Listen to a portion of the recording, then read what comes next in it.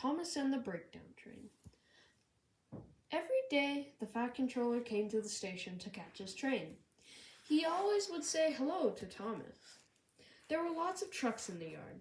Different ones came in and out every day, and Thomas had to push them into their right places. He worked hard. He knew now that he wasn't as clever as he thought.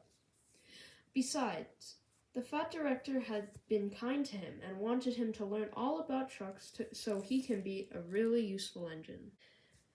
But on a siding by themselves, there were some trucks that Thomas was told he mustn't touch.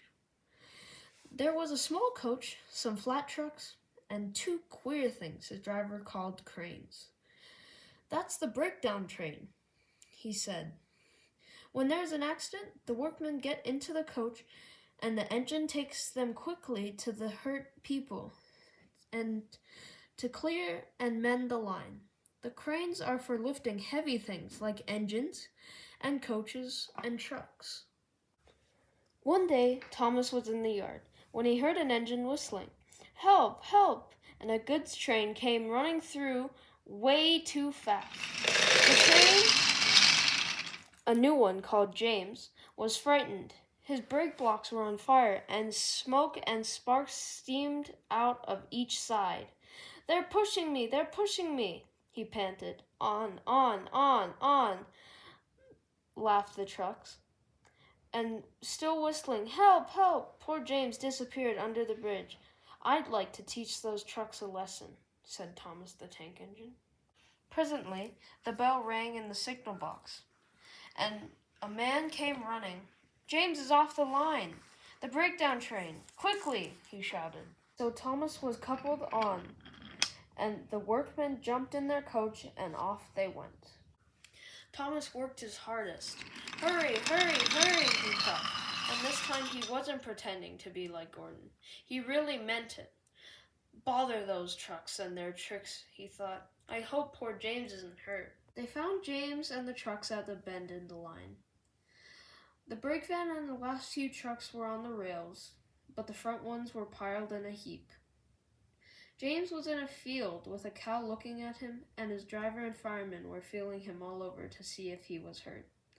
"Never mind, James," they said. "It wasn't your fault. It was those wooden brakes they gave you. We always said they were no good."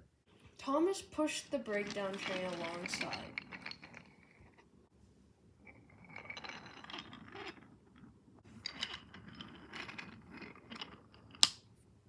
Then he pulled the unhurt trucks out of the way.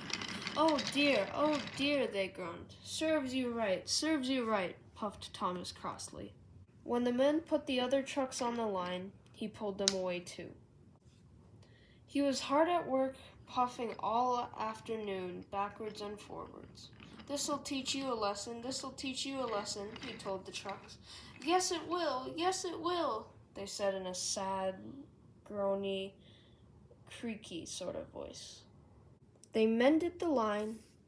Then the crane put James back on the rails. He tried to move, but he couldn't. So Thomas helped him back to the shed. The fat director was waiting anxiously for them. "Well, Thomas," he said kindly, "I've heard all about what you've done, and I'm very pleased with you. You're a really useful engine. James shall have some proper brakes and a new coat of paint, and you shall have a branch line all to yourself." "Oh, sir," said Thomas happily. Now Thomas is as happy as can be. He has a branch line all to himself and puffs proudly backwards and forwards with two coaches all day. He is never lonely because there is always some engine to talk to at the junction. Edward and Henry stop quite often to tell him the news. Gordon is always in a hurry and does not stop, but never forgets to say whoop whoop to Thomas. And Thomas always whistles peep peep in return.